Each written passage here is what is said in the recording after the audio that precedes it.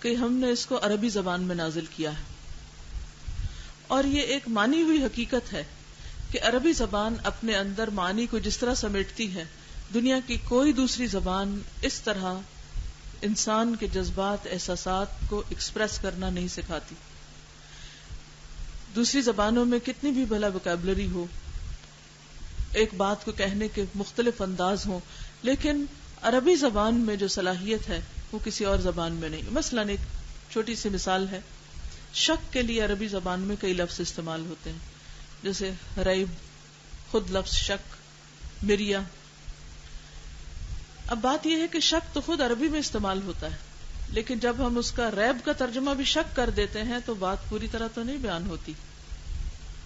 پھر اسی طرح مریا بھی شک کو کہتے ہیں, مرا. تو اگر شک کا لفظ عربی زبان میں ہے تو پھر شروع میں یہی آ جانا چاہیے تھا کہ سب کے لیے کام آسان ہوتا, ذالک الکتاب لا شک فیہ, لیکن ریب کا لفظ آیا. تو ریب اور شک میں فرق ہے. پھر ایک تیسری چیز ہے مریا, اس کا معنی بھی شک ہے, وہ ایک الگ کانٹیکسٹ میں استعمال ہوتا ہے. اردو میں جب ہم شک کی بات کرتے ہیں تو شک شک ہی ہے, جس طرح چاہیں آپ اس کو لیں, ایک ہی لفظ ہے اس کام کے لیے. اسی طرح انگلش میں ڈاؤٹ.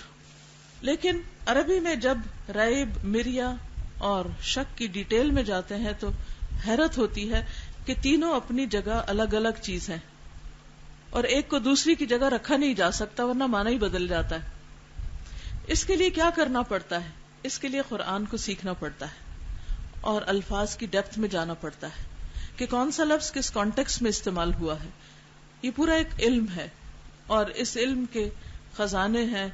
جتنا آپ گہرائی میں جاتے جائیں, جیسے سمندر کی گہرائی ہوتی ہے تو آپ نے دیکھا ہوگا کہ سمندری مخلوق سطح پر کچھ اور ہوتی, جب ویوز آتی ہیں تو سب چیزیں اس کے ساتھ نہیں آتی, صرف ہلکی پھلکی چیزیں کنارے پہ آ جاتی ہیں. لیکن اگر آپ یہ چاہتے ہیں کہ آپ مزید کچھ فائدے کی چیزیں اس سے پائیں تو اس کو آپ ایک اور سطح پہ جا کے دیکھیں گے. اگر کچھ اور موتی چاہیے تو کسی اور سطح پہ اترنا پڑے گا. اور اسی طرح اگر آپ سمندر کے ونڈرز کو دیکھنا چاہیں تو وہ آپ کو اوپر نہیں نظر آئیں گے, بہت ڈیپتھ میں جانا پڑے گا. اسی طرح قرآن مجید کے اندر جو معنی پائے جاتے ہیں وہ بھی جتنا جتنا انسان ڈیپتھ میں جاتا ہے, اس میں غور و فکر کرتا ہے, پڑھتا ہے, تو انسان کی روح کی جو تنہائیاں ہیں یا انسان کے اندر کے جو احساسات اور جذبات ہیں جنہیں اللہ کے سوا کوئی بھی نہیں سمجھتا, ان کی عکاسی صرف قرآن کر سکتا ہے, کوئی اور چیز نہیں. تو انا انزلناہ قرآنا عربیا لعلکم تعقلون, اس کو عربی میں ہم نے اس لیے نازل کیا تاکہ تم سمجھ سکو, تمہاری عقل میں بات آ جائے. بہرحال نحن نقص علیک احسن القصص, ہم آپ پر بہترین قصہ سناتے ہیں, بیان کرتے ہیں. کون سا ہے یہ قصہ؟ قصہ یوسف علیہ السلام.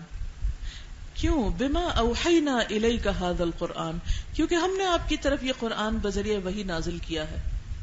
تو ہم آپ کو بتائیں گے وہ داستان جو آج دنیا کی کسی کتاب میں, کسی تاریخ میں نہیں ملتی, لیکن اس میں سیکھنے والوں کے لیے بہت کچھ ہے. اب یہاں پر آپ دیکھیے کہ قرآن مجید کا انداز بھی پتہ چلتا ہے کہ بات سمجھانے کے لیے بڑے بڑے لفظ ہی استعمال نہیں کیے گئے, بلکہ واقعات سے کام لیا گیا ہے. قصہ یا واقعہ ایسی چیز ہے جس میں بڑے چھوٹے سب دلچسپی رکھتے ہیں, اور انسان کوئی بھی قصہ سنے کسی بھی زبان میں, کسی کا بھی, یہ ہو نہیں سکتا کہ اس کو کہیں نہ کہیں خود سے ریلیٹ نہ کرے یا اس قصے کا خود کو کردار نہ بنا لے. یعنی کہیں نہ کہیں وہ اس قصے کا حصہ بن جاتا ہے, اس کو وہ اپنی بات لگتی. تو قرآن مجید نے انسان کو بات سمجھانے کے لیے, انسانوں کو بات سمجھانے کے لیے کیا کیا ہے؟ مختلف قصوں کو بیان کیا, واقعات کو بیان کیا ہے. اور ان سب واقعات میں سے اس واقعے کو احسن القصص قرار دیا گیا ہے کہ دنیا کی تاریخ کا خوبصورت ترین قصہ, خوبصورت ترین کہانی. وَإِن كُنتَ مِن قَبْلِهِ لَمِنَ الْغَافِلِينَ, اس سے پہلے آپ اس قصے سے بے خبر تھے, کیونکہ عربوں کے ہاں یوسف علیہ السلام کی کہانی کی کوئی اطلاع نہ تھی. یہود کے ہاں ان کی کتابوں میں یہ کہانی موجود تھی, لیکن چند ربیوں اور ان کے اسکالرز کے علاوہ ان کے بھی عوام کو حقیقت نہیں پتا تھی. یہ صرف قرآن نے پہلی مرتبہ اس قصے کی جزوی تفصیلات کو بھی کھول کے بیان کیا اور ایک ہی جگہ پوری سٹوری بیان کی. باقی واقعات آپ دیکھیں قرآن مجید میں مختلف جگہوں پر بیان ہوئے، لیکن یہ سارا واقعہ ایک ہی جگہ بیان ہوا ہے. اس اعتبار سے بھی یہ ایک منفرد واقعہ ہے. قصہ کس طرح شروع ہوتا ہے؟ قصہ کچھ یوں شروع ہوتا ہے، اذ قال یوسف لأبیہ یا ابت انی رأیت 11 کوکبا. یوسف آتے ہیں اپنے باپ کے پاس، کہتے ہیں اے ابا جان، میں نے دیکھا ہے، یعنی خواب میں دیکھا ہے 11 ستارے ہیں، والشمس اور سورج بھی، والقمر اور چاند بھی. رأیتہم، میں نے ان سب کو یعنی اکٹھے دیکھا ہے، لی ساجدین کو میرے آگے جھکے ہوئے ہیں. عام طور پر کیا ہوتا ہے کہ جب ستارے نکلتے ہیں تو سورج اور چاند دونوں نہیں ہوتے. جب چاند ہوتا ہے تو ستارے نسبتاً کم ہوتے ہیں، اور جب سورج آتا ہے تو چاند ستارے دونوں ہی چلے جاتے ہیں. یہاں یہ ساری چیزیں اکٹھی ہیں اور یوسف علیہ السلام کے آگے جھکی ہوئی ہیں. یعقوب علیہ السلام جو ان کے والد ہیں وہ بچے کی بات غور سے سنتے ہیں اور ان کو ایک نصیحت کرتے ہیں. قال یا بنی لا تقصص رؤیاک علی اخوتک، اے بچے اس خواب کو اپنے بھائیوں کو نہیں بتانا. فیکیدوا لک کیدا، ورنہ تیرے خلاف کوئی چال چلیں گے. ان الشیطان للانسان عدو مبین، کیونکہ شیطان انسان کا کھلا دشمن ہے. یعنی شیطان انسان کو اپنے آگے لگا لیتا ہے اور انسانوں سے وہ کام کراتا ہے کہ جو بعض اوقات عقل میں بھی نہیں آتے کہ یہ کیسے ہو گیا. وَكَذَلِكَ يَجْتَبِيكَ رَبُّكَ، اور مزید کہتے ہیں کہ تمہارا رب تمہیں اسی طرح چنے گا. یہ اچھا خواب ہے. وَيُعَلِّمُكَ مِن تَأْوِيلِ الْأَحَادِيثِ، اور تجھے خوابوں کی تعبیر بھی سکھائے گا، باتوں کی تفصیل بھی بتائے گا. وَيُتِمُّ نِعْمَتَهُ عَلَيْكَ، اور تم پر اپنی نعمت کو تمام کرے گا. کون سی نعمت؟ نبوت کی نعمت.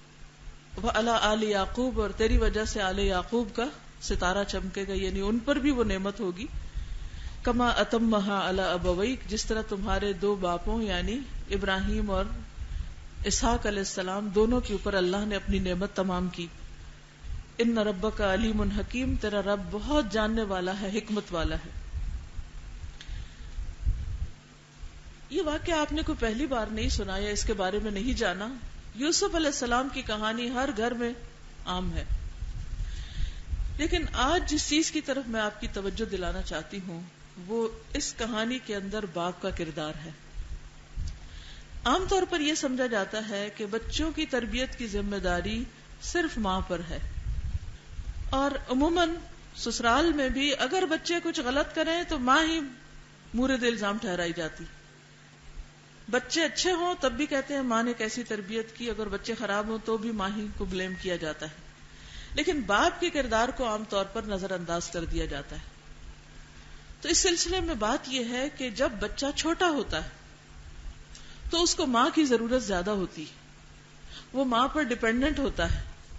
لیکن بچہ جب بڑا ہو جاتا ہے، ہوش سنبھالتا ہے، تو اس وقت اس کو باپ کی وزڈم، باپ کی نصیحتوں اور باپ کی طرف سے ملنے والی تربیت کی بھی شدید ضرورت ہوتی، خصوصاً بچہ جب ٹین ایج میں قدم رکھتا ہے، اور وہ بھی اگر بیٹا ہو.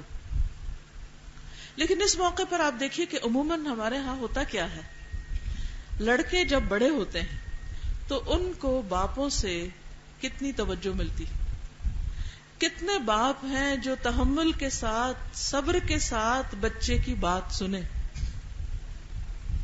یہاں یعقوب علیہ السلام کو دیکھیے، خواب آتا ہے یوسف علیہ السلام کو تو وہ ماں کے پاس نہیں جاتے، باپ کے پاس آتے. آج آپ کو خود کہنا پڑتا ہے بچوں کو کہ جاؤ باپ سے کہو، تو وہ کہتے نہیں آپ خود ہی کہہ دیں، ہمارے بہا پہ آپ ہی بات کر لیں ان سے. کیوں نہیں آتے باپ کے پاس؟ کیونکہ وہ کمیونیکیشن ہی نہیں ہے. اور جس ریلیشن شپ میں کمیونیکیشن نہ ہو وہ ریلیشن شپ کبھی بھی اسٹرانگ نہیں ہو سکتا، وہ ختم ہو جاتا ہے، چاہے لوگ ایک گھر میں کیوں نہ رہتے ہوں. باہم ٹرسٹ اور کمیونیکیشن یہ اچھے ریلیشن شپ کے لیے نہایت ضروری ہے. یعقوب علیہ السلام بچے کی بات توجہ سے سنتے ہیں. بچہ بہت اعتماد کے ساتھ اپنا خواب سناتا ہے. اگر ہمارا بچہ ہمارے پاس اپنا کوئی مسئلہ لے کر آتا ہے یا کوئی خواب سنانے آتا ہے یا اسکول سے آ کر کوئی کہانی سنانا چاہتا ہے، کوئی واقعہ اس کے ساتھ پیش آیا ہے، تو ہم عموماً کیا کرتے ہیں؟ اچھا تم کسی وقت بولنا بند کیا کرو، جاؤ ابھی اپنا کام کرو. اور ہم کیا کرتے ہیں؟ یا کمپیوٹر کے آگے بیٹھ جائیں گے، یا ٹیلی ویژن کھول لیں گے، یا اخبار پڑھنے لگیں گے. بچے کی بات نہیں سنیں گے. بچہ ایک دفعہ آئے گا، 2 دفعہ آئے گا، 3 دفعہ آئے گا. جب وہ دیکھے گا کہ اس کو ہر دفعہ شٹ اپ کال ملتی ہے تو پھر بچہ کیا کرے گا؟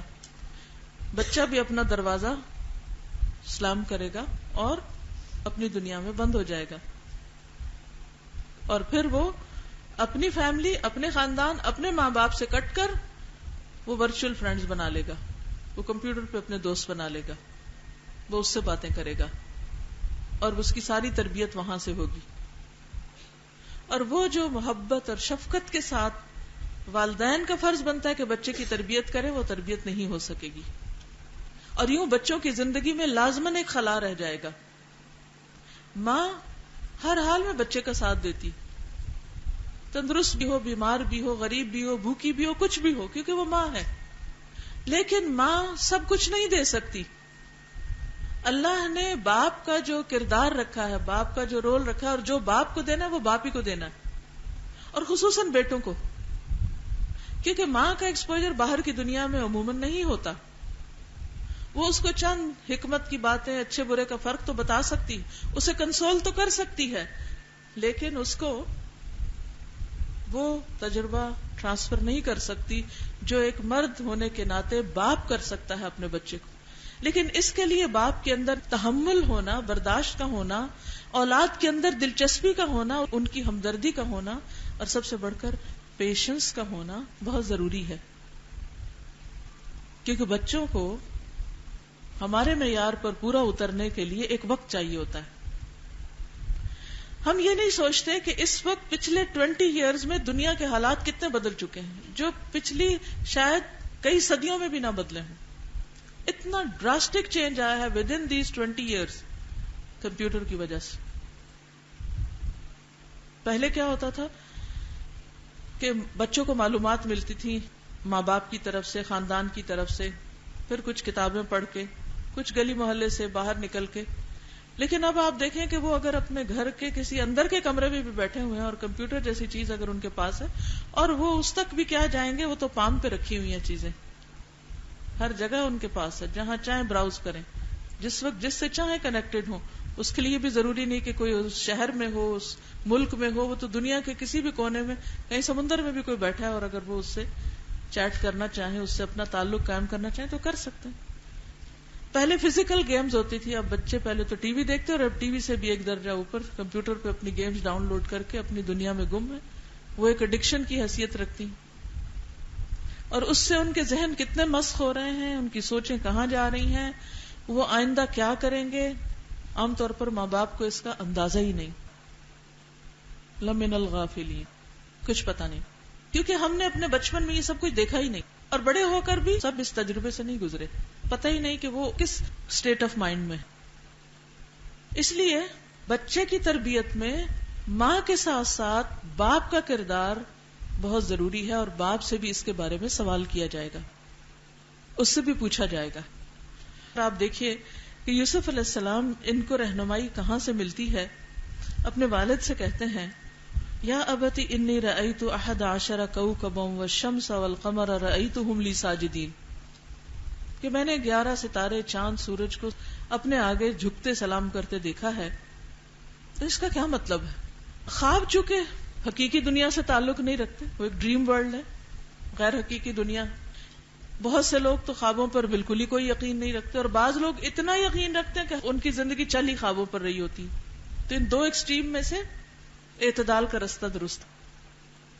3 طرح کے خواب ہوتے ہیں. ایک تو اپنے ہی دل کی باتیں ہوتی ہیں، جو اپنی تمنائیں، آرزویں ہوتی ہیں، جب دن کو پوری نہیں ہوتی تو انسان خواب میں جا کے ان کو دیکھ کے پورا کر لیتا ہے.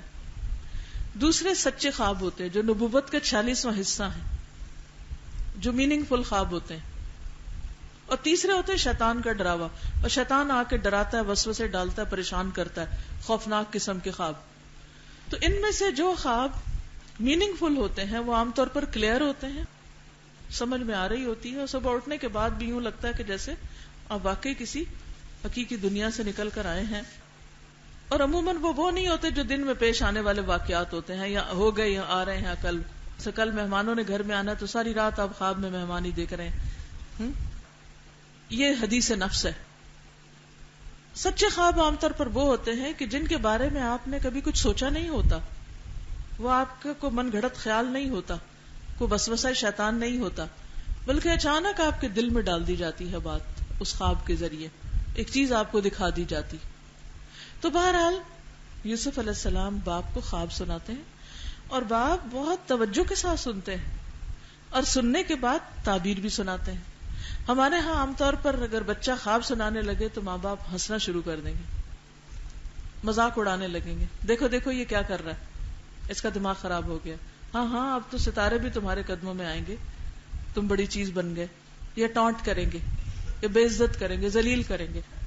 یعنی جو دنیا بھر کی فرسٹریشن ہوتی ہے وہ آ کے ہم یا بیوی پہ یا بچوں پہ نکالتے ہیں، حالانکہ ان کا قصور نہیں ہوتا.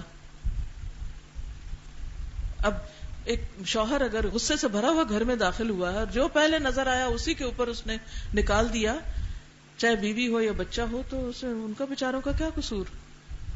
اور انہیں تو سمجھ میں بھی نہیں آئے گا کہ یہ ہوا کیا. لیکن ہو سکتا ہے کچھ دن میں عادی ہو جائیں گے کہ عادت ہے، لہٰذا وہ بھی اگنور کرنا شروع کر دیں گے، اور یوں ایک کولڈ وار شروع ہو جائے گی، اور تعلقات آپس میں کشیدہ ہوتے چلے جائیں گے، اور بیچ میں پھر شیطان آ جاتا ہے دو کے اور زیادہ فساد کر دیتا ہے. بہرحال وہ صرف خواب کی تعبیر نہیں بتاتے بلکہ کہتے ہیں یا بنی لا تقصص رؤیاک علی اخوتک، نصیحت بھی کرتے ہیں. یہی باپ کا کردار ہے کہ بچے کو ایک ڈائریکشن دے کہ اچھا یہ ہو گیا، یہ واقعہ ہوا، اب تمہیں ایسا کرنا ہے. بس اب بچہ اسکول سے آیا، ٹیچر نے کچھ کہہ دیا جو ناروا بات ہے. ٹیچر بھی ایک انسان ہے، کوئی فرشتہ نہیں ہوتا. بعضوں کو ٹیچر ایسی باتیں کر دیتے جو نہیں کرنی چاہیے، جس سے بچے کی پرسنالٹی مسخ ہو کے رہ جاتی. لیکن انسان ہے، ہو جاتا ہے. کوئی کسی وقت بھی غصے میں آ جاتا ہے. اگر یہ نہ ہو، یہ پھسلن نہ ہو تو ہم فرشتے نہ بن جائیں. اگر ہم سے کوئی غلطی نہ ہو تو یہ بہت نیچرل ہوتا ہے. اب بچے کے تو دل پہ لگ گئی، اس نے اب کسی کو تو بتانا ہے.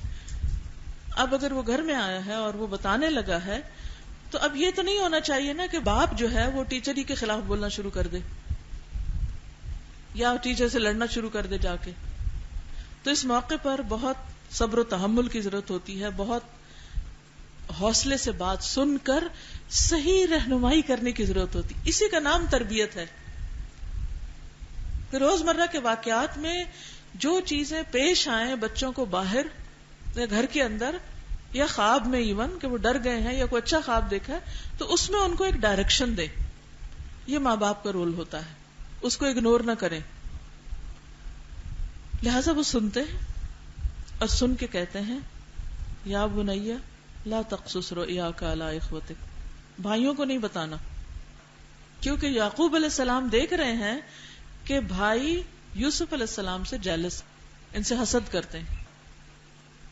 اصل میں یوسف علیہ السلام اور ان کے ایک بھائی بنیامین کی مدر دوسری تھی جو فوت ہو چکی تھی، اور جو دوسرے بھائی تھے وہ دوسری ماں سے تھے. تو عام طور پر ایسا ہوتا ہے نا، جو ستیلا رشتہ ہوتا ہے اس میں بھی نہ چاہتے ہوئے بھی بلا وجہ کی کوئی نہ کوئی چپکرس چلی رہتی، اور ایک دوسرے سے ایک رائیولری سی ہوتی، مقابلے ہوتے ہیں، کمپٹیشن ہوتا ہے. قدرتی بات ہے، رشتہ ہی ایسا ہے، بال آ گیا اس میں. تو ان بھائیوں کی آپس میں تو خوب بنتی تھی، لیکن یوسف علیہ السلام کے ساتھ نہیں بنتی تھی، کیونکہ ان کا اخلاق، ان کا رویہ فزیکلی بھی بہت خوبصورت، جسمانی طور پر بہت مختلف. اس وجہ سے جس بچے کی ماں نہیں ہوتی اور بچے کے اپنے ادب، آداب، اخلاق، طور طریقے اچھے ہوں تو باپ بھی ہوتا ہے اور ماں کا کردار بھی ادا کرتا ہے، ماں جیسی محبت بھی دیتا ہے. تو قدرتی طور پر یوسف علیہ السلام سے یعقوب علیہ السلام بہت محبت کرتے تھے، اور بھائیوں کو یہ چیز بہت کھلتی تھی کہ ان کو اتنی اٹینشن کیوں ملتی. آپ نے بھی دیکھا ہوگا کہ اگر آپ کسی بچے کو بڑا ہونے کی وجہ سے یا چھوٹا ہونے کی وجہ سے یا بیٹی ہونے کی وجہ سے یا بیٹا ہونے کی وجہ سے، کسی بھی اپنی چوائس کی وجہ سے آپ دوسروں کے مقابلے میں تھوڑی سی بھی اہمیت زیادہ دیتے ہیں تو دوسرے بچوں کو فوراً شکایت ہوتی کہ اس کو کیوں دی جا رہی ہے توجہ. اور کچھ بچے تو مسلسل کمپلینٹ کرتے ساری زندگی کہ ہمارے ماں باپ نے ہمیں تو کچھ دیا ہی نہیں، وہ ہم سے نہیں محبت کرتے، ہمیں تو شاید کہیں سے اٹھا کے لائے ہیں، یا لے پالک بچے ہم ان کے، سوتیلے ہیں، اپنے نہیں. اگر اپنے ہوتے تو پھر یہ اچھی طرح پیش آتے ہم سے. یوسف علیہ السلام کو سمجھاتے ہیں کہ بیٹا خواب نہیں بھائیوں کو بتانا، اور یہ نہیں کہتے تمہارے بھائی بڑے خراب ہیں، کہتے ان الشیطان للانسان عدو مبین. یہ جو بھائی بھی تم سے جو کچھ کر رہے ہیں دراصل شیطان کے پھندے میں آ جاتے ہیں. شیطان انسان کا دشمن ہے، وہ اس کے دل میں وسوسہ ڈالتا ہے، اور اس بنا پر انسان اپنی فطرت سے ہٹ جاتا ہے. اللہ نے ہر انسان کو مسلمان پیدا کیا ہے، ہر انسان فطرت پر ہے، اس کے اندر خیر ہے، وہ اچھا ہی کرنا چاہتا ہے. لیکن پھر کیا ہوتا ہے کہ اچھا ہوتے ہوئے بھی وہ برے کام کر جاتا ہے، کیونکہ شیطان غالب آ جاتا ہے، کبھی غصے کی وجہ سے، کبھی کسی اور وجہ سے، کوئی بیماری، کوئی تھکاوٹ، کوئی غم، کوئی بھی چیز ہوتی ہے جس کی وجہ سے انسان ویک ہو جاتا ہے، اور جب ویک ہوتا ہے تو شیطان زیادہ بہتر حملہ کر پاتا ہے. پھر بہرحال وہ کہتے ہیں کہ ان الشیطان للانسان عدو مبین. اس سے ایک اور بات بھی سیکھنے کو ملتی ہے کہ اگر انسان کو کسی دوسرے انسان سے خبردار کرنا ہو، بعض اوقات ایسا ہوتا ہے نا کہ کوئی کہیں رشتہ کر رہا ہے اور آپ کو خبردار کرنا ہے، اور آپ چاہتے ہیں کہ آپ غیبت بھی نہ کریں، یا لوگوں کے درمیان رفٹ ہوتی ہے تو آپ ایک کو دوسرے سے محتاط کرنا چاہتے ہیں، تو انسان ایک سوچتا ہے کہ اگر بولوں گا تو غیبت ہوگی، نہیں بولوں گا تو دوسرا پھنس جائے گا، اب کیا کروں. تو پھر انسان اس طریقے پہ بات کر سکتا ہے جس پہ یعقوب علیہ السلام نے کی، کہ بس فلاں سے محتاط رہنا، کیونکہ شیطان جو ہے وہ انسان کا دشمن ہے، بس اب خود سمجھ جاؤ، تمہیں بھی اللہ نے عقل دی. اگر ماں باپ خود غیبت شروع کر دیں، خود ہی ایک کو دوسرے کے خلاف باتیں شروع کر دیں، تو کیا نقصان ہوگا. یہاں پر صرف ماں باپ نہیں، لیڈرز کا کردار بھی سامنے آتا ہے. اگر کہیں پر کوئی شخص ٹاپ پر ہے اور اس کے نیچے بہت سے لوگ کام کر رہے ہیں، تو عموماً ان کو شکایت کیوں ہوتی؟ کیونکہ وہ یہ سمجھتے ہیں کہ اس بڑے کی توجہ ایک کی طرف ہے اور ہم اس کے سوتیلے، یا پھر وہ ایک سے دوسروں کے خلاف بات سنتا ہے، یا وہ خود اس ایک کو دوسروں کے خلاف بات کرتا ہے. نتیجہ کیا ہوتا ہے کہ شیطان اپنا کام کر جاتا ہے اور انسان معاملات کو سلجھانے کی بجائے اور زیادہ بگاڑ بیٹھتا ہے اور زیادہ کام خراب ہو جاتے ہیں. تو ان الشیطان للانسان عدو مبین، بے شک شیطان انسان کا کھلا دشمن ہے، ہر حال میں وہ پیچھے پڑا رہتا ہے کہ انسان سے کوئی نہ کوئی غلط کام کروا کے چھوڑے. اور سب سے زیادہ جو کام وہ کروانا چاہتا ہے وہ کیا ہے؟ انسانوں کے بیچ میں پھوٹ ڈلوانا، لڑائی کروانا. کیونکہ اس طرح انسان مسلسل اپنے عمل ضائع کرتے رہتے ہیں. یعنی وہ ہو سکتا ہے کہ نماز کے لیے چھوڑ دے، آپ کو قرآن پڑھنے کے لیے چھوڑ دے، ہاں ٹھیک ہے، خوب محنت کرو، حفظ کر لو قرآن، تجوید پکی کر لو، ترجمہ تفسیر پڑھ لو، معلم بن جاؤ، سب کچھ کرو، لیکن ساتھ لڑائی جھگڑے فساد بھی کرو، تاکہ ادھر جو محنت لگائی وہ ساری یہاں ڈبو دو، برباد کر لو. یہ اس کے ٹرکس ہوتے ہیں. اس لیے آپ نے دیکھا ہوگا کہ بڑے سے بڑے عابد، زاہد، نیک کام کرنے والے، بڑی بڑی عبادت کرنے والے عموماً غیبت سے باز نہیں آتے، لڑائی جھگڑے فساد سے باز نہیں آتے، کیونکہ شیطان کسی نہ کسی طرح کہیں نہ کہیں سے ان کو، انسان کو اپنے پنجے میں لیے رکھتا ہے. کھلا دشمن ہے، عدو مبین. پھر آپ دیکھیے کہ ہمارے اندر یہ جو جذباتیت ہے، چھوٹی سی بات پہ فلیئر اپ ہو جاتے ہیں، ہم ایک دم غصے میں آ جاتے ہیں. ایک حدیث میں آتا ہے کہ جس شخص کے اندر یہ 3 چیزیں ہوں پھر اس کا کوئی عمل اس کو فائدہ نہیں دیتا. اور ان 3 چیزوں میں پہلی چیز جذباتیت، کہ جذبات کو بے لگام چھوڑ دیا جائے، اور دوسری چیز تحمل کا نہ ہونا، برداشت نہ کرنا. اور ہم تو کھلے کھلے کہتے ہیں یہ بات تو میں برداشت کر ہی نہیں سکتی، انف از انف. اور تیسری چیز لوگوں کے درمیان احسن طریقے سے رہنا، یعنی حسن اخلاق کے ساتھ رہنا. اگر یہ چیز نہیں ہے انسان کے اندر تو باقی اعمال پھر برباد ہو جاتے ہیں، ختم ہو جاتے ہیں. جب آپ کا معاملہ لوگوں سے ٹھیک نہیں تو لوگوں کو اس کی کیا پرواہ کہ آپ کے ماتھے پہ 1 گٹا کے 2 ہیں، انہیں اس سے کیا غرض. انہیں تو آپ کا ہنستا مسکراتا چہرہ چاہیے نا. عبادت کی کثرت ہے تو آپ کے اپنے لیے، قرآن پڑھتے ہیں تو اپنے لیے، پڑھاتے ہیں تو اپنے لیے. تو یہ انسان دشمنی ہے شیطان کی، جس سے ہم سب کو بچنے کی ضرورت ہے. پھر مزید سمجھاتے ہیں بچے کو، وَكَذَلِكَ يَجْتَبِيكَ رَبُّكَ، اور اسی طرح تیرا رب تجھے چن لے گا. وَيُعَلِّمُكَ مِن تَأْوِيلِ الْأَحَادِيثِ، اور تمہیں باتوں کی تہ تک پہنچنا سکھائے گا. اس خواب کی تعبیر کے طور پر وہ بیٹے کو سب کچھ ایکسپلین کر رہے ہیں کہ دیکھو یہ تو تم نے اب دیکھا ہے، اس کے بعد دیکھو تمہارے ساتھ کیا کیا ہوگا، اس کے لیے تیار رہو. یہ کتنا ضروری ہے کہ باپ اپنے بچے کو شر سے بچنے کے لیے بھی بتائے، اور اس کے ساتھ ساتھ جو نعمت اور خیر اس کو ملنے والی ہے اس کی تیاری کرنا بھی سکھائے. اور ایک بیلنسڈ اپروچ ہے.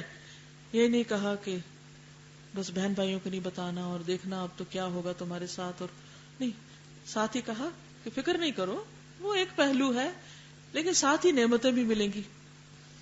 تمہیں وہ ملے گا جو تمہارے آباء و اجداد کو ملا، اور پلس بھی ہوگا، یعنی تأویل الاحادیث بھی ملے گی جو ان کے پاس نہیں تھی، ایکسٹرا ملے گا تمہیں. یہ سب کچھ انہیں کہاں سے پتا چل رہا ہے؟ اس خواب کے اندر. کیونکہ اس خواب میں بھی آپ دیکھیں ستارے بھی ہیں، سورج بھی ہے اور چاند بھی ہے. یہاں بھی آپ ان کو ایک طرف چال کی بات کرتے ہیں، دوسری طرف چنے جانے کی بات کرتے ہیں، اور تیسری طرف تعویل الاحادیث کی بات کرتے ہیں. وَيُتِمُّ نِعْمَتَهُ عَلَيْكَ وَعَلَىٰ آلِ يَعْقُوبَ، تجھ پر اور تیری آل یعقوب پر، یعنی جن کی تو اولاد ہے، ان پر اپنی نعمت تمام کرے گا جیسے تیرے باپ دادا پہ تمام کی گئی، ابراہیم اور اسحاق. یہاں آپ دیکھیے کہ باپ گفتگو کرتے وقت اپنے آباء و اجداد کا تذکرہ بھی کرتا ہے. یاد رکھیے بچوں کو اپنی روٹس کے ساتھ جوڑنا بہت ضروری ہوتا ہے. یہ ماں باپ کا فرض بنتا ہے کہ وہ انہیں اپنے آباء و اجداد کے بارے میں بتائیں کہ وہ کون تھے. یہ چیز ان کی تربیت کے اوپر بہت اثر انداز ہوتی. عام طور پر اگر ہمارے ماں باپ کوئی پڑھے لکھے ہوں یا بہت کوئی عالم فاضل ہو، پھر تو ان کا بڑے شوق سے تذکرہ کرتے ہیں. اور اگر ان کے اندر کوئی ایسی دنیا داری والی یا دنیا کی کوئی بہت بڑی چمک دمک نہ ہو، تو عموماً ہم زندہ بھی ہوں تو لوگ بچوں کو ماں باپ کے پاس نہ لے جاتے ہیں، نہ ان کی پہچان کراتے ہیں، اور نہ ہی ان سے وہ کوئی اپنا تعلق بتاتے ہیں. اور یہ چیز بچوں کے حق میں بہت نقصان دہ ہوتی. بچے کہاں سے سیکھتے ہیں کہ اپنے ماں باپ کا ادب کرنا ہے؟ جب وہ ماں باپ کو دیکھتے ہیں کہ وہ اپنے ماں باپ کا ادب کر رہے ہیں. تو خون کے رشتوں کی اسلام میں بہت اہمیت ہے. اب بچے جب یہ دیکھتے ہیں کہ اچھا ہمارے باپ بھی ایسے تھے، دادا بھی ایسے تھے، پردادا بھی ایسے تھے، تو وہ ایک پراؤڈ فیل کرتے ہیں، کانفیڈنٹ فیل کرتے ہیں کہ اچھا ہم ان کی اولاد ہیں، ہم نے ان کے نام کو بٹا نہیں لگانا، ہم نے بھی کچھ کر کے دکھانا ہے. اور اب تک آپ دیکھیں اچھے خاندانوں کی ایک روایت رہی ہے کہ وہ اپنی اچھائیاں اگلی نسل میں پوری طرح منتقل کرتے ہیں. وہ صرف ان کو اپنے مال کا وارث نہیں بناتے، وہ ان کو اپنے علمی اور اخلاقی ورثے کا مالک بھی بناتے ہیں. وہ خاندانی روایات کے اوپر چلنا بھی سکھاتے ہیں کہ ان کو تم نے مینٹین کرنا ہوگا، ان کو آگے لے کر چلنا ہوگا. اور یہ چیز بھی بچوں کے اندر ایک اچھی تربیت کا ذریعہ بنتی ہے. لیکن اگر ہم یہ دیکھتے ہیں کہ والدین کے پاس کوئی بہت بڑا دنیاوی نیم فیم نہیں، تو کوئی بات نہیں، ہر گھر کے اندر، ہر ماں باپ کے اندر کچھ نہ کچھ اخلاقی خوبیاں ہوتی. ہم اپنے بچوں کے سامنے یہ تذکرہ نہ بھی کریں کہ وہ فلاں نواب تھے اور وہاں فلاں جگہ کے سردار تھے اور وہ اتنی جائیدادوں کے مالک تھے، تو ہم اچھے اخلاق کا ذکر تو کر سکتے ہیں کہ وہ کیسے سخی تھے، یا کیسے پرہیزگار تھے، یا خاندان کے لوگوں کا کیسے خیال رکھتے تھے، یا بچوں کا کیسے خیال رکھتے تھے. جو ان کی اچھی اچھی خوبیاں ہوں، ان کے کردار کی اہم باتیں ہوں، وہ تو ہم بچوں کے ساتھ شیئر کر سکتے ہیں. تو یاد رکھیے کہ بچوں کی تربیت میں بزرگوں کی اچھائیوں کا تذکرہ، پچھلے خاندانی واقعات اور حالات کا ذکر، تاریخ سے سبق بہت ضروری ہے. اور اگر اپنے ماں باپ میں نہیں کچھ بھی ملتا، یا آپ نے دیکھا ہی نہیں یا رہے ہی نہیں، تو پھر ابو بکر اور عمر کے واقعات سنائیے، علی اور عثمان کے واقعات سنائیے رضی اللہ عنہم. کیونکہ بچوں کی تربیت میں اچھے کردار اور اچھی شخصیات کا ذکر کرنا اور ان کی کہانیاں سنانا اور ان کے کردار کو اجاگر کرنا اور ان کو ایک ہیرو بنا کے پیش کرنا تاکہ یہ ان کی پیروی کریں، یہ بے حد ضروری ہوتا ہے. ایک اور بات آپ دیکھیے کہ یہاں پر پہلے ابراہیم علیہ السلام کا ذکر کرتے ہیں، پھر اسحاق علیہ السلام کا، کیونکہ درجے میں ابراہیم علیہ السلام اسحاق علیہ السلام سے بڑے ہیں. ان ربک علیم حکیم، بے شک تیرا رب بہت جاننے والا ہے، حکمت والا ہے. پھر اس کے بعد یوسف علیہ السلام کا واقعہ ہے. واقعہ آپ خود بھی پڑھ سکتے ہیں، صرف ترجمہ بھی پڑھ لیں گے تو بڑی اچھی کہانی سمجھ آ جائے گی. اگر کسی سے سن لیں تو اور بھی اچھا ہے، تھوڑی اور ڈیپتھ میں چلے جائیں تو بے شمار لیسنز ہیں اس قصے کے اندر. اور کہتے ہیں کہ اگر کسی کو کوئی غم اور حزن لاحق ہو تو اس کو چاہیے کہ سورۃ یوسف پڑھے. یہ نہیں کہ اس میں کوئی منتر ہے یا کوئی دم درود ہو رہا ہے، اس میں جو سبق ہیں اور جس طرح یوسف علیہ السلام کا کردار سامنے آتا ہے اس سے جو کچھ سیکھنے کو ملتا ہے، انسان واقعی اس کو اپنا آپ بڑا ہی حقیر نظر آتا ہے، اپنے غم بہت چھوٹے نظر آتے ہیں اور اپنا اخلاق بہت ہی گھٹیا نظر آتا ہے جب یوسف علیہ السلام کے کردار کو انسان سامنے رکھتا ہے. تو اللہ تعالیٰ فرماتے ہیں کہ اس واقعے میں بہت ساری نشانیاں ہیں. اذ قالوا لیوسف واخوہ احب الی ابینا منا، وہ کہتے ہیں کہ یوسف اور اس کا بھائی تو اپنے باپ کو بہت ہی پیارے ہیں، ہم سے بڑھ کے پیارے ہیں. ونحن عصبہ، اور ہم تو ایک پورا جتھا ہے، 10 تھے وہ. ان ابانا لفی ضلال مبین. اب یہاں آپ دیکھیے کہ یہ بچے اپنے باپ کو کہتے ہیں ہمارا باپ تو بالکل ہی بہک گیا. عام طور پر بچے ایسی باتیں کرتے ہیں، ہمارے ماں باپ کو کوئی سمجھ نہیں، ان کو تو کمپیوٹر چلانا بھی نہیں آتا، اور ان کو تو فلاں گاڑی کا بھی نہیں پتا، اور ان کو تو فلاں برانڈ کا ہی نہیں پتا. تو وہ ان کا معیار عظمت کیا ہے کہ چند یہ مخصوص چیزیں جو ان کے نزدیک بڑی امپورٹنٹ ہے وہ ان کو پتا ہونی چاہیے. تو ماں باپ کو چاہیے کہ وہ بچوں کی تربیت کے لیے ان چند چیزوں کا پتہ کر لیں تاکہ وہ ان سے کمیونیکیٹ کر سکیں. 2-4 آپ باتیں ایسی کر دیں گے تو بالکل آپ کے لٹو ہو جائیں گے اور اگلی اور بھی بہت سی باتیں سن لیں گے. لیکن اگر آپ نہیں کہا نا ہمیں کوئی شوق نہیں ان سے، ہمیں نہیں دلچسپی ہے تم جو باتیں کر رہے ہو، تو آپ ان کو دور کر دیں گے. تو اس لیے تربیت کے لیے بہت ضروری ہے کہ جو کچھ وہ کر رہے ہیں اس کا اگر 10واں حصہ بھی آپ معلوم کر لیں تو آپ ان کی سطح پر آ کر ان کی سمجھ میں آنے والی باتیں کر سکتے ہیں. تو بہرحال سارے بھائی مل کے کہتے ہیں اقتلوا یوسف، کل یوسف، ختم کرو قصہ. اب اطرحوہ ارضا یخل لکم وجہ ابیکم، یا دور دراز کسی جگہ پھینک آؤ تو تمہارے باپ کا چہرہ تمہارے لیے خالی ہو جائے گا. یہ نہیں پتا کہ باپ کے دل پہ پھر کیا گزرے گی اور اس چہرے پہ کیا ہوگی اور وہ چہرہ تمہیں پھر کتنا خوش کرے گا. لیکن انسان بہت جاہل ہوتا ہے نا، جب وہ فیصلہ کرتا ہے تو صرف ایک پہلو کو دیکھتا ہے اور دوسرا اگنور کر دیتا ہے. یاد رکھیے ہمارے جتنے بھی فیصلے ہوتے ہیں وہ سب یک رخے ہوتے ہیں، یک رخے. ہم اپنی لمیٹیشنز کی بنا پر ہمیشہ تصویر کا ایک رخ دیکھتے ہیں. وقتی طور پہ لگتا ہے کہ ہم اس مصیبت سے گلو خلاصی کے لیے یہ چیز جو کرنے لگے ہیں یہ بڑی فائدہ دے گی، چند دن کے بعد پتہ چلتا ہے وہ اس سے بھی بڑی مصیبت ہے. پھر جب وہ کرتے ہیں تو پھر ایک اور کہتے ہیں کہ بس اس سے جان چھوٹے چاہے ہم کہیں اور ہی جا گرے، پھر وہاں پڑتے ہیں جا گرتے ہیں، پھر کہتے ہیں نہیں یہ تو اور بھی بڑی مصیبت تھی. تو اس لیے انسان کو ایک طرف تو صبر، حوصلہ، عدل اور ان بایس ہونا، ان چیزوں کا احساس ہونا بہت ضروری ہے. اور پھر یہ کہ صبر کے ساتھ اور ٹائم لے کر انسان فیصلے کرے. بہرحال وہ کہتے ہیں کہ اب تو انف از انف، مار دو اس کو. وَتَكُونُ مِن بَعْدِهِ قَوْمًا صَالِحِينَ، اور اس کے بعد یعنی اس کو پھینک کے مار کے نیک بن جانا، توبہ کر لینا، جسے ہم کہتے ہیں حج کر لیں گے. ابھی تو جو کرنا ہے کر لو، پھر بعد میں صفائی کر لیں گے. قَالَ قَائِلٌ مِّنْهُمْ لَا تَقْتُلُوا يُوسُف، وہ 10 بیٹھے ہوئے ہیں، ایک بھائی بول اٹھا کہتے نہیں قتل نہ کرو. وَأَلْقُوهُ فِي غَيَابَتِ الْجُبِّ، ایک اندھیرے کنویں میں جا کر پھینک دو. يَلْتَقِطُ بَعْضُ السَّيَّارَةِ، کہیں دور پھینک رہے خود جانے کی بجائے کوئی اور آئے گا اٹھا کے لے جائے گا، کوئی قافلہ آئے گا قافلے والے آ کے اس کو اٹھا کے لے جائیں گے. ان کنتم فاعلین، اگر تم کچھ کرنا ہی چاہتے ہو. اب سب اس پہ راضی ہو جاتے ہیں. اس سے پتہ یہ چلتا ہے کہ اگر 10 لوگ غلط بات کر رہے ہیں اور ان میں سے ایک شخص اٹھ کے اپنی رائے بیان کرتا ہے تو وہ 9 کا ذہن پھیر سکتا ہے. اور یہاں یہی ہوا. عام طور پر جب ہم دیکھتے ہیں کہ ہم تو ایک ہیں بس کہنے والے، ہماری تو کسی نے نہیں سننی، ہماری کوئی نہیں مانے گا، اس لیے حق کیا بولنا، سچ کیا کہنا، اچھی بات کسی کو کیا بتانا. نہیں، کوئی ضروری نہیں ہے کہ وہی ٹھیک ہو جو 9 ہے. آپ اگر صحیح کہہ رہے ہیں تو ہو سکتا ہے آپ ہی کی بات مان لی جائے.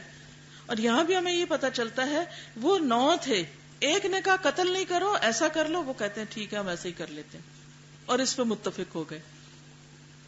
اب مزید پلاٹنگ کی، انہوں نے پلان بنائے اور اپنے ابا کے پاس آئے، کہنے لگے ابا جان کیا بات ہے، آپ یوسف کے معاملے میں ہم پہ بھروسہ نہیں کرتے. یہ بھی ایک بڑی بلیک میلنگ ہوتی ہے، یو ڈونٹ ٹرسٹ اس. یہ بہت عام طور پہ ینگسٹرز کا تکیہ کلام ہوتا ہے، آپ ہمیں ٹرسٹ نہیں کرتے، ہم کیا کہیں. لا تأمنا علی یوسف، اور خاص طور پہ اس معاملے میں تو آپ ہماری سنیں گے نہیں. وَإِنَّا لَهُ لَنَاصِحُونَ، اور ہم تو اس کے بڑے خیر خواہ ہیں. یہ آپ دیکھیے کہ عموماً انسان جو نہیں ہوتا وہ بول بول کے بتاتا رہتا ہے کہ میں ایسا ہوں ایسا ہوں، تاکہ دوسروں کو تسلی ہو جائے، حالانکہ سچائی تو اپنے منہ آپ بولتی. ارسلوا معنا غدا يرتع ويلعب وَإِنَّا لَهُ لَحَافِظُونَ، آپ اس کو ہمارے ساتھ بھیجیے، کل کچھ پکنک وغیرہ پہ کچھ کھا پی لے، کچھ چرے چگے کھیلے ہمارے ساتھ، اور ہم اس کی بہت حفاظت کریں گے. یعقوب علیہ السلام نہ نہیں کرتے، کہتے ہیں قال انه ليحزنني ان تذهبوا بي، مجھے بہت غم لگتا ہے کہ تم اس کو لے جاؤ. اچھا یہ چیز آپ اپنے بچوں کے ساتھ بھی کر سکتے ہیں. اس جگہ سے میں نے یہ سیکھا تھا. بعض اوقات ایسا ہوتا ہے نا، بچے ناروا چیز کی اجازت مانگتے ہیں جو آپ دے ہی نہیں سکتے. نہ آپ ہاں کہہ سکتے ہیں، نہ آپ نہ کہہ سکتے ہیں. نہ کہیں گے تو بپر جائیں گے، ہاں کہیں گے تو پھنس جائیں گے. تو میں عام طور پر ایسے موقع پہ کہتی ہوں کہ میرا دل ختم ہو جائے گا، میں بہت اداس ہو جاؤں گی اگر تم نے یہ کام کیا، اگر تم یہاں چلے گئے، اگر تم نے ایسا کیا ویسا کیا. اس سے کیا ہوتا ہے کہ بچہ یہ سمجھتا ہے ہم اس کی کیئر کر رہے ہیں، اور واقعی کر بھی رہے ہوتے ہیں. لیکن جب ہم ضد میں آ جاتے ہیں نا، اور ایک جھگڑا شروع کر دیتے ہیں اور ایک کھینچا تانی شروع کر دیتے ہیں، اور ان کو بھی اتنا پتا ہوتا ہے کہ ماں باپ کو دکھی نہیں کرنا. بہرحال وہ کہتے ہیں انی لیحزننی ان تذهبوا بی، اس کا دور جانا مجھے بہت شاق گزرتا ہے، میں اسے اپنے سے دور نہیں کر سکتا. وَأَخَافُ أَن يَأْكُلَهُ الذِّئْبُ، اور مجھے ایک اندیشہ بھی ہے کہ کہیں اس کو بھیڑیا نہ کھا جائے. وَأَنْتُمْ عَنْهُ غَافِلُونَ، اور تم اس سے بے خبر ہو. قَالُوا لَئِنْ أَكَلَهُ الذِّئْبُ وَنَحْنُ عُصْبَةٌ إِنَّا إِذًا لَخَاسِرُونَ، ہمارے ہوتے ہوئے بھیڑیا کھا جائے پھر تو بڑے خسارے کی بات ہے، ہم بڑے نکمے ہوں گے. بہرحال فَلَمَّا ذَهَبُوا بِهِ وَأَجْمَعُوا أَن يَجْعَلُوهُ فِي غَيَابَةِ الْجُبِّ، جب اس کو لے گئے اور سب نے اتفاق کر لیا کہ کنویں میں پھینکیں گے. وَأَوْحَيْنَا إِلَيْهِ، تو ہم نے یوسف علیہ السلام کی طرف وحی کی. کیا؟ لَتُنَبِّئَنَّهُمْ بِأَمْرِهِمْ هَذَا، کہ تم ان کو ایک دن ان کا یہ حال سناؤ گے، تم ان کو ایک دن بتاؤ گے کہ انہوں نے تمہارے ساتھ کیا کیا. وَهُمْ لَا يَشْعُرُونَ، اور انہیں شعور بھی نہ ہوگا. دیکھیے کہ جب ساری دنیا انسان کا ساتھ چھوڑ جاتی ہے نا، تو اللہ اس کا ساتھ نہیں چھوڑتا، اللہ تعالیٰ ساتھ نہیں چھوڑتا اگر واقعی بندہ اللہ کے لیے خالص ہو. بھائی کیا کچھ کر رہے تھے، کیا کچھ چالیں چل رہے تھے، پلاٹنگ کر رہے تھے، دھوکہ دے رہے تھے، نقصان پہنچانا چاہ رہے تھے، لیکن اللہ نہیں چاہ رہا تھا. تو اللہ تعالیٰ نے یوسف علیہ السلام کا دل تھام لیا، دل تھام لیا کہ اگر یہ انہوں نے تمہیں کنویں میں لا پھینکا ہے، لیکن ایک دن تم غالب آؤ گے. خواب بھی دیکھا ہوا تھا، باپ کی نصیحت بھی یاد تھی، اور اب اللہ نے دل میں ایک اور ٹھنڈک ڈال دی. 3 دن تک کنویں میں رہے، پھر اس کے بعد وہاں سے نکالے گئے. کسی موقع پر نہ کوئی فخر جتاتے ہیں، نہ اپنا آپ بڑا بتاتے ہیں کہ میں کس کی اولاد ہوں اور کس سے میرا تعلق ہے اور میں کون ہوں، نہ ان سے لڑائی دنگا کرتے ہیں کہ چھوڑو مجھے واپس جانے دو. اس وقت صرف اور صرف صبر کرتے ہیں. قافلے والے ان کو مصر لے جاتے ہیں، وہاں جا کے بیچ ڈالتے ہیں صرف 20 درہم میں. انہیں نہیں پتا تھا کل یہ شخص کیا بننے والا ہے، اور انسان کتنا غافل ہے، کتنا لا علم ہے. آپ چاہتے ہیں تو مزید اس کی تفسیر سنیے، پڑھیے، وقت اتنا ہی ہے. میرا آج کا یہ قصہ بیان کرنے کے 2 مقاصد تھے. ایک تو یہ کہ یہ قرآن سمجھنے کی چیز ہے، یہ قرآن پڑھنے کی چیز ہے، یہ قرآن اللہ کا کلام ہے. اس میں وہ باتیں ہیں جو دنیا کی کسی کتاب میں آپ کو نہیں ملیں گی. یہ انسان کے دل کی کہانیاں بتاتا ہے، یہ انسان کے اندر کی اصلاح کرتا ہے، یہ انسان کے لیے اندھیروں میں رہنمائی اور روشنی ہے. اس لیے اس کو پڑھیے، ہفتے میں 1 دن نکالیے، عربی ٹھیک کرنا ہے وہ کریے، قرآن کے معنی سمجھیے، لیکن ایک نہ ایک وقت آپ ضرور نکالیے کہ جس میں آپ اپنے علم میں اضافہ کیجیے. قرآن ایسی چیز نہیں کہ جو پڑھ کر پرانی ہو. اس کے بارے میں عبداللہ بن مسعود کا ایک قول ہے، کہتے ہیں کہ یہ انہوں نے نبی صلی اللہ علیہ وسلم سے روایت بھی کیا تھا، ان ھذا القرآن مأدبۃ اللہ، بے شک یہ قرآن اللہ تعالیٰ کا دسترخوان ہے. یعنی جب قرآن کی طرف بلایا جاتا ہے تو سمجھو ایک پارٹی کی طرف بلایا جاتا ہے، اور وہ پارٹی کوئی انسان نہیں آپ کی کرتا، وہ دراصل اللہ کی طرف سے آپ کے لیے ایک دسترخوان بچھایا جاتا ہے کہ اپنی اپنی پسند کے کھانے اس میں سے کھا لو. فَتَعَلَّمُوا مِن مَأْدُبَتِهِ مَا اسْتَطَعْتُمْ، پس تم اس کے دسترخوان سے، یعنی اللہ کے اس دسترخوان سے اپنی استطاعت کے مطابق لے لو، جو جو کچھ لے سکتے ہو لے لو. ان ھذا القرآن حبل اللہ والنور المبین، بے شک قرآن اللہ کی رسی اور واضح روشنی ہے. ایک اور حدیث میں بھی آتا ہے کہ اس کا ایک سرا اللہ کے ہاتھ میں اور ایک بندوں کے ہاتھ میں، اگر ہم پکڑے تو ڈائریکٹ فوراً اللہ سے تعلق جڑ جاتا ہے. والشفاء النافع، فائدہ مند شفا ہے. عصمۃ لمن تمسک بہ، اسے جو پکڑ کے رکھے اس کے لیے حفاظت کا ذریعہ ہے، یعنی اس کو پروٹیکٹ کرتا ہے. وَنَجَاةٌ لِمَنِ اتَّبَعَهُ، اور جو اس کی پیروی کرے اس کے لیے نجات ہے. لا یزیغ فیستعتب، ان پڑھنے والوں میں کوئی ٹیڑھ پیدا نہیں کرتا کہ ان پہ ملامت کی جائے. ولا یعوج فیقوم، اس میں کوئی ٹیڑھا پن ہے ہی نہیں اس قرآن کے اندر. ولا تنقضی عجائبہ، اس کے عجائبات کبھی ختم ہوتے ہی نہیں. ولا یخلق عن کثرت الرد، اور اس کا بار بار کا دہرانا اسے پرانا نہیں کرتا. کبھی ایسا نہیں ہوگا کہ آپ کہیں کہ سورۃ یوسف تو پہلے بھی پڑھی ہوئی، اب کیا پڑھنا اس کو. ایک ایک آیت آپ انجوائے کرتے ہیں، کیونکہ وقت کے ساتھ آپ گرو کرتے ہیں اور آپ کا ذہن بھی اور سوچ بھی بڑی ہوتی ہے، تو آپ کو نئے لیسن نظر آتے ہیں جو اس سے پہلے آپ نے نہیں دیکھے ہوتے، دیکھ سکتے ہی نہیں اس سے پہلے. فتلوہ، اس کی تلاوت کرو. فإن اللہ یأجرکم علی تلاوتہ، اللہ تم کو اس کی تلاوت پر اجر دے گا، ثواب دے گا. اجرت ساتھ سمیٹ کے جاتے ہو. بکل حرف 10 حسنات، ہر حرف پر 10 نیکیاں. اما انی لا اقول الف لام میم ولکن بالف ولام ومیم، خبردار میں یہ نہیں کہتا کہ الف لام میم ایک حرف ہے، لیکن الف پر اور لام پر اور میم پر الگ الگ اجر دے گا. تو بہرحال قرآن مجید کا سیکھنا سکھانا باعث اجر ہے، باعث فضیلت ہے، اور جو بھی وقت انسان اس کے ساتھ لگائے انسان کے لیے رحمتوں کا باعث ہوتا ہے. انسانوں کے لیے ساری مخلوق دعائیں کرتی ہے، حتیٰ کہ چیونٹیاں اور مچھلیاں بھی ایسے انسانوں کے لیے دعائیں کرتی ہیں. قرآن مجید کے سیکھنے کے لیے انسان اگر گھر سے نکلتا ہے تو وہ نکلنا بھی بہت باعث برکت ہے. اس کے لیے خاص طور پر آتا ہے کہ جو شخص اپنے گھر سے سیکھنے کے لیے نکلتا ہے تو فرمایا صرف اس لیے جاتا ہے مسجد، کیونکہ پہلے تو صرف مسجدوں میں ایسے حلقے ہوتے تھے، تاکہ نیکی سیکھے یا سکھائے، اس کے لیے ایک مکمل حج کا ثواب ہے. یعنی اتنے بڑے اجر کا ثواب ہے جب انسان ایک دفعہ نکل کر ایک آیت بھی جا کے یا ایک نیکی کی بات سیکھ کر گھر لوٹتا ہے. اسی لیے آپ دیکھیں گے کہ جب آپ کسی ایسی مجلس سے لوٹتے ہیں تو آپ کو ایک عجیب طرح کی خوشی ہوتی، روح جو ہے وہ ایک روشن ہو جاتی. ہم جب گھروں میں ہوتے ہیں تو اتنے انگروسڈ ہو جاتے ہیں گھر کی چیزوں کے ساتھ، اور ان سب کہ بس اس سے نکلنا، کھینچ کے باہر لانا اپنے آپ کو مشکل لگتا. لیکن ایک دفعہ انسان اپنے آپ کو ہمت کے ساتھ لے چلے اور تھوڑا سا وقت کہیں اسپینڈ کر کے آئے جہاں سے کوئی ایک نئی بات سیکھ لے، تو یہ اس کے لیے دنیاوی اعتبار سے بھی صحت کے لیے بہت اچھا، اور آخرت کے اعتبار سے بھی بہت اجر و ثواب کا باعث ہے. اور آج کے اس واقعے کو بیان کرنے کا دوسرا مقصد تھا کہ بچے کی تربیت میں باپ کا کردار یہ بیان کیا جائے، کیونکہ عام طور پر ہم سمجھتے ہیں کہ تربیت صرف ماں کی ذمہ داری ہے.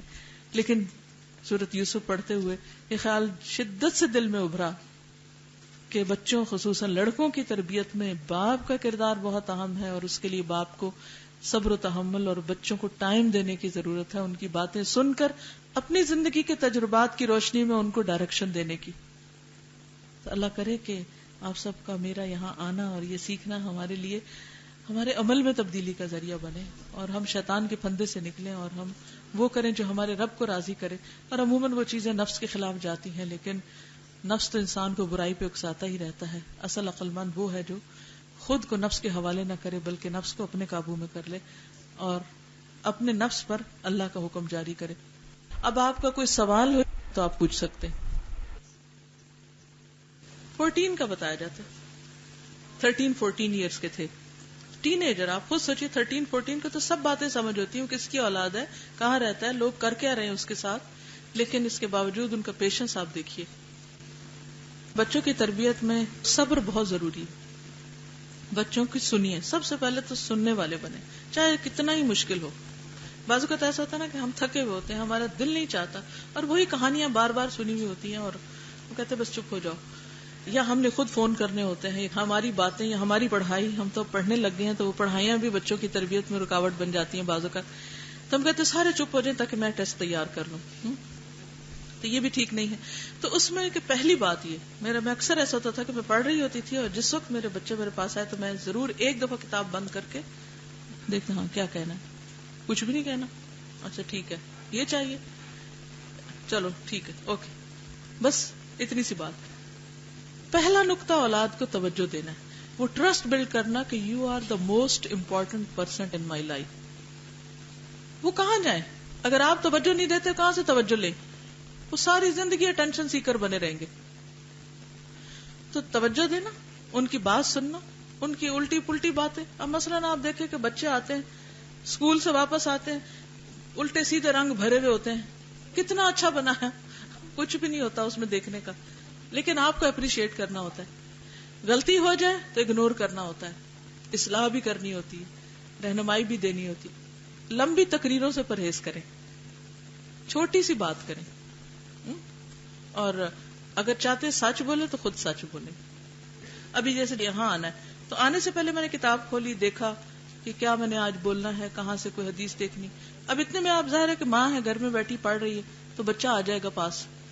اب آپ نے یہ نہیں کرنا کہ آپ پڑھ رہے ہیں تو پڑھتے ہی رہے اور بچہ بیٹھا رہے بےچارا روتا رہے وہاں. میں نے کئی ماؤں کو دیکھا ہے، بچے بےچارے ماؤں کا منہ نوچ رہے ہوتے ہیں اور ان کے کپڑے کھینچ رہے ہوتے ہیں اور ان کے منہ ادھر کر رہے ہوتے ہیں کہ ہماری بات سنو، اور ماں اپنی باتوں سے ان کو ہوش ہی نہیں آتی. بس حیرت ہوتی ہے کہ کیسی مائیں، بچے کو باپ تیار کر کر کے بھیج رہے ہوتے اور مائیں سو رہی ہیں. چلو ٹھیک ہے، آپس کی انڈرسٹینڈنگ کے ساتھ ایک وقت میں ایک ڈیوٹی کر لے، دوسرا دوسرے میں، اسکول چھوڑنے کوئی جا رہا ہے، لینے کوئی جا رہا ہے، لیکن اصل نقطہ کیا ہے دونوں کے لیے کہ بچے کی بات سنیں، ان کے پاس بیٹھیں، ان کے لیے وقت نکالیں، ان کے غلط فہمیاں یا جو کچھ وہ لے کر آتے ہیں ادھر ادھر سے اس کو ایک دم نگیٹ نہ کریں. مثلاً وہ اگر آ کے کہیں کہ ہمارے ٹیچر نے ایسی بات کہی جو آپ کو پتہ ہے غلط ہے، ایک دم نہ کہیں تمہارے ٹیچر کو تو کچھ پتہ ہی نہیں، اس نے کیسے کہہ دیا. اب کیا ہوگا، بچہ ٹیچر سے ٹرسٹ ختم، اب جا کے کل کلاس میں بدتمیزی شروع کر دے گا، ذمہ دار کون ہوگا. تو یہ چھوٹی سی چیز ہے، لیکن ایک چیز اگر آپ اچھے لسنر بن جائیں نا بچوں کے لیے تو انشاءاللہ اللہ آپ کو سجھا دے گا کہ اب ان کو آگے کیا کہنا. سورۃ یوسف کو مائیں پریگنینسی میں پڑھتی ہیں، اس میں کوئی حقیقت نہیں ہے، لیکن یہ کہ چونکہ ہم ظاہریت پرست ہوتے ہیں، ہم کسی کی ویلیو اس کے حسن کی وجہ سے عام طور پہ کرتے ہیں، تو قرآن میں سے بھی بس اپنی سوچ اور دلچسپی کی چیز ہی لیتے ہیں. حالانکہ اگر وہی مائیں اس پوری پریگنینسی میں سورۃ یوسف کو اچھی طرح سمجھ کے ایک دفعہ پڑھ لیں تو ان کے سسرال کے سارے مسائل حل ہو جائیں. دیکھیے کوئی بھی ریلیشن شپ یک طرفہ نہیں ہوتا، تالی ایک ہاتھ سے نہیں بجتی، ایک کا قصور کم اور دوسرے کا زیادہ ہو سکتا ہے، لیکن دونوں طرف قصور ہوتا ہے.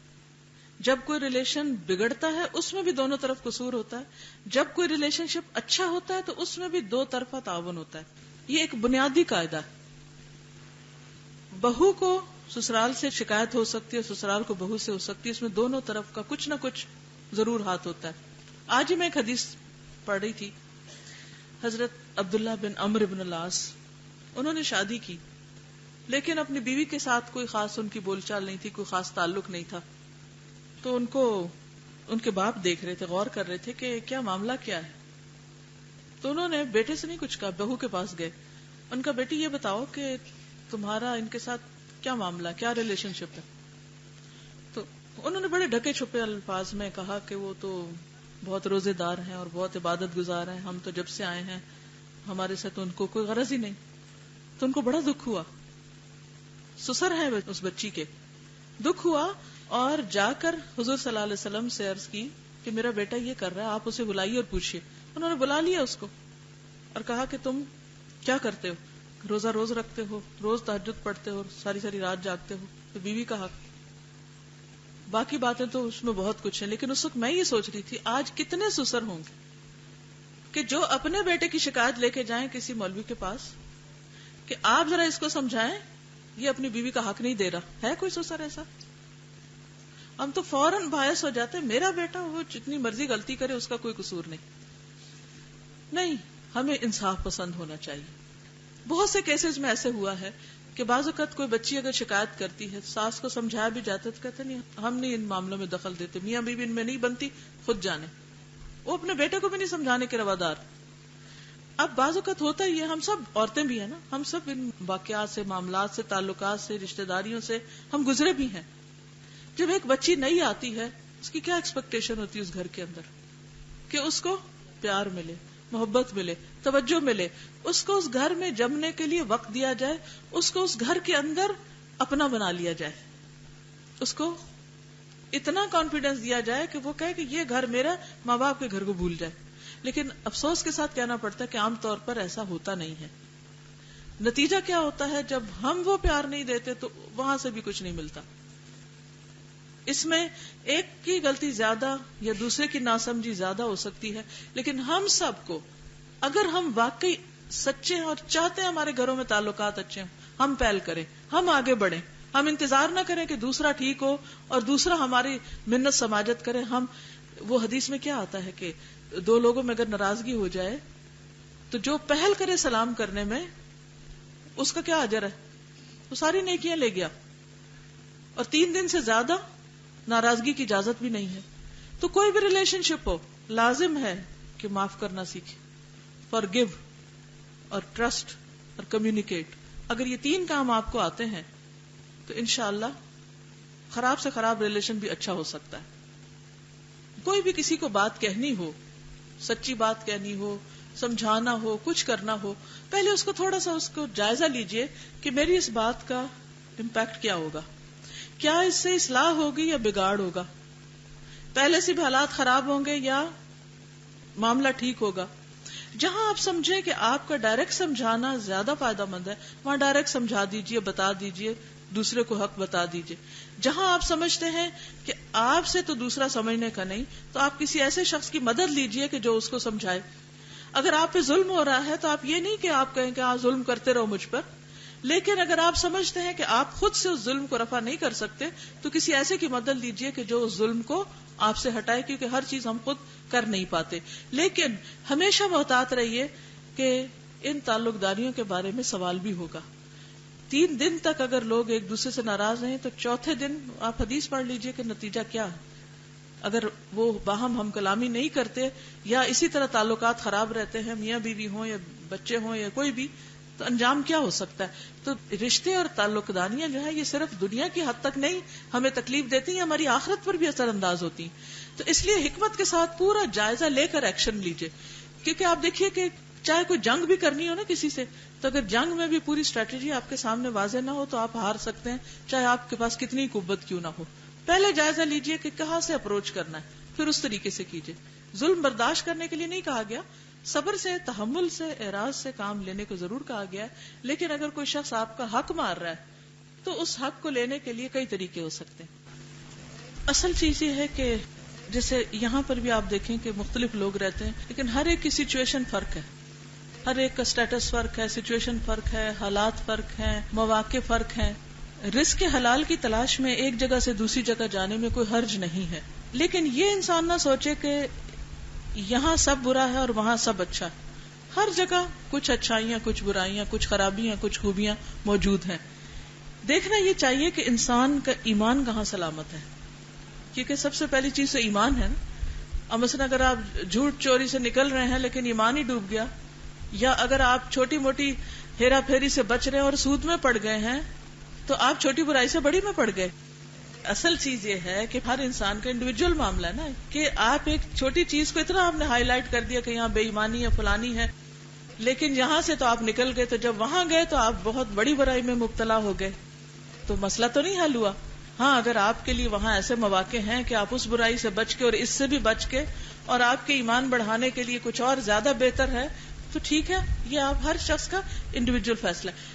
کلی طور پہ کوئی بات نہیں کہی جا سکتی کہ یہ بہتر ہے یا وہ بہتر ہے. ہر انسان خود فیصلہ کرے کہ اس کا ایمان, دین, اس کی نسلیں اور اس کا مقصد کیا ہے ایک جگہ چھوڑ کے دوسری جگہ جانے میں. جہاں تک مائگریشن کا تعلق ہے ہر دور میں ہوتی رہی، اس دور میں کچھ زیادہ ہو رہی ہے، لیکن دنیا میں ہمیشہ مائگریشن ہوتی رہی، اور صرف انسانوں میں نہیں، پرندوں میں اور مخلوقات میں بھی یہ چیز جاری. مچھلیوں کو آپ دیکھیں کہ بعض مچھلیاں سردیوں میں کہاں ہوتی ہیں، گرمیوں میں کہاں ہوتی ہیں. پرندے بھی خود عربوں میں قریش جو تھے وہ لیلاف قریش رحلۃ الشتاء والصیف، سردیاں کہاں گرمیاں کہاں، یہ سب چیزیں تو دنیا میں ہیں. لیکن ہمیشہ اپنے بارے میں ایک بات سوچنی چاہیے کہ کس انسان کی کمپنی میرا ایمان بڑھا رہی ہے اور کس کی میرا گھٹا رہی ہے، کس کے ساتھ رہنا میرے لیے میری آخرت کے لیے اچھا اور کہاں رہنا میری آخرت کے لیے تباہ کن ہے. جہاں انسان دیکھے کہ آخرت رزق پہ آ گئی وہاں سے لازمن ہٹ جائے. ہر کوئی اپنی سمجھ کے مطابق بات کرتا، بس اللہ تعالی ہمیں صحیح سجھا دے. وآخر دعوانا ان الحمد للہ رب العالمین. سبحان اللہ والحمد للہ ولا الہ الا اللہ واللہ اکبر ولا حول ولا قوة الا باللہ العلی العظیم. اللہم صلی علی محمد وعلی آل محمد کما صلیت علی ابراہیم وعلی آل ابراہیم انک حمید مجید. اللہم بارک علی محمد وعلی آل محمد کما بارکت علی ابراہیم وعلی آل ابراہیم انک حمید مجید. ربنا آتنا فی الدنیا حسنۃ وفی الآخرۃ حسنۃ وقنا عذاب النار. ربنا لا تزغ قلوبنا بعد اذ ہدیتنا وہب لنا من لدنک رحمۃ انک انت الوہاب. ربنا ہب لنا من ازواجنا وذریاتنا قرۃ اعین واجعلنا للمتقین اماما. یا اللہ پاک ہمیں ایمان عطا فرما، نیکی اور تقوی عطا فرما، ہمیں ہمارے نفس کے شر سے بچا، ہمیں عاجزی عطا فرما، بہترین اخلاق عطا فرما، ہمارے بچوں کو ہدایت عطا فرما، انہیں سیدھے راستے پہ چلا. یا اللہ ہمیں ہر شر سے محفوظ رکھ. اللہ ہمیں نیکی کے رستوں پہ چلنے کی توفیق دے. قرآن کو ہمارے سینوں کی بہار بنا دے، ہمارے دلوں کا نور بنا دے. ہمیں اس کے ذریعے دنیا اور آخرت کی بھلائیاں نصیب فرما. یا اللہ جتنی بہنیں آئی ہیں ان کے دلوں میں جو دعائیں ہیں، نیک تمنائیں، ان کو پورا فرما. سب بیماروں کو صحت عطا فرما. ہم سب کے والدین کی بخشش فرما، ان پر اپنی رحمت فرما. مسلمانوں کے دلوں کو باہم جوڑ دے. ہر تکلیف، دکھ اور پریشانی میں جو بھی مبتلا ہے اس کی پریشانی دور فرما. ربنا تقبل منا. اللہ اس گھر پر اپنی خیر و برکت نازل فرما. اس گھر کو تو قرآن کی خدمت کے لیے چن لے اور ان سے بہترین کام لے. ربنا تقبل منا انک انت السمیع العلیم وتب علینا انک انت التواب الرحیم. وصلی اللہ تعالی علی خیر خلقہ محمد وعلی آلہ واصحابہ واہل بیتہ اجمعین برحمتک یا ارحم الراحمین. الہی آمین. سبحانک اللہم وبحمدک نشہد ان لا الہ الا انت نستغفرک ونتوب الیک. السلام علیکم ورحمۃ اللہ وبرکاتہ.